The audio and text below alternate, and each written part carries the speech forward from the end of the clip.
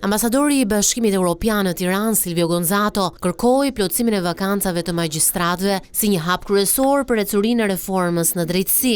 Që këtë muaj të dy këshillat, ai gjyqësor dhe ai i prokurorisë, pritet të kryejë një vlerësim të detajuar të numrit të gjyqtarëve dhe të këshilltarëve që shkolla e magjistraturës duhet të pranojë, nënvizoi Gonzato.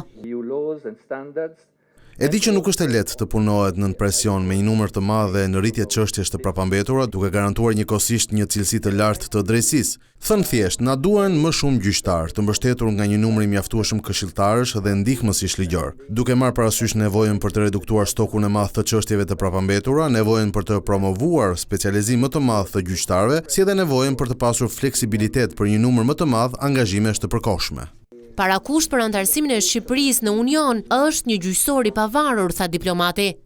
Ekziston edhe një element tjetër kyç që duhet marrë parasysh në diskutimet e sotme, duke pasur parasysh se Shqipëria synon të bëhet një shtet antar i Bashkimit Evropian dhe po bën përparim në këtë drejtim, integrimi i parimeve të së drejtës së Bashkimit Evropian në vendimarrjen gjyqësore.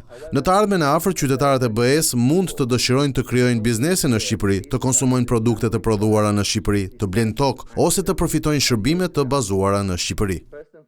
Ambasadori shprehu mbështetje ndaj drejtësisë përmes programit EU for Justice, duke nënvizuar praninë e tij edhe në vazhdim. Prezent në konferencë ishin kryetari i Gjykatës së Lartë Sokol Sadushi, ai i qeverisë së gjyqësorit Ilir Rusi, prokurori i përgjithshëm Olsean Çela dhe përfaqësues të SPAK.